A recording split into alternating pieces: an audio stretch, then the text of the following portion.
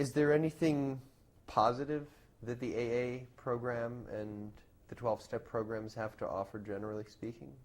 Well, the best thing about AA is their meetings are virtually everywhere. It answers the question, I need to go someplace and be with people who don't drink.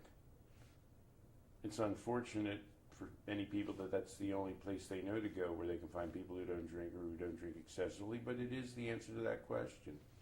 People should be allowed to go to AA voluntarily as much as they want. Certainly enough people have heard about it that they know that that's one place they can go to find help. I say, God bless them. No teenager or young adult in the United States should not only be sent to AA, but should be allowed to participate in AA.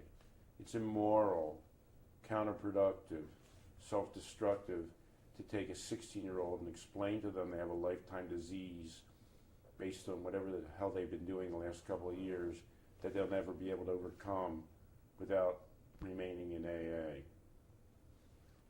At a more fundamental level, the problem with AA is it presents a worldview which may offer salvation to some people who are long ensconced in an addiction or who share that worldview. Fine. But the worldview that it pervades actually encourages addiction. Learning at some point in your life that you're powerless to overcome an experience, that experience has total control of you, that you'll never escape it on your own, that there's this demonic force that can take total control of your being, is in fact a cause of addiction and not a remedy for addiction. Which got to my next question. Do you believe AA is harmful in the way that it's presented socially? Certainly, it should not, and in fact it legally cannot be forced on people.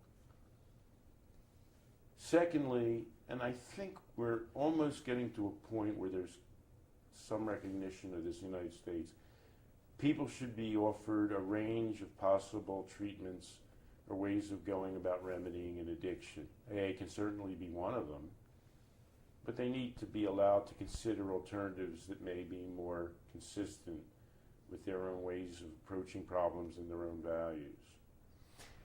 Unfortunately, however, I believe the answer to the question is, in a society in which AA and the 12-step vision of powerlessness and addiction is pervasive, we will always have high levels of addiction.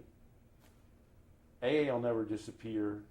Addiction will continue to leverage itself in the United States, both with drugs and alcohol, and with entirely new experiences.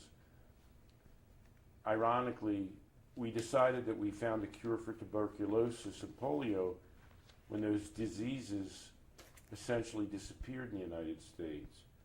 In the case of addiction, based on the AA vision of addiction and the NIDA vision of addiction, instead we say, look how great our approach is. Addiction's growing willy-nilly all around us. Thank God we can always turn to AA and medical disease models to deal with it.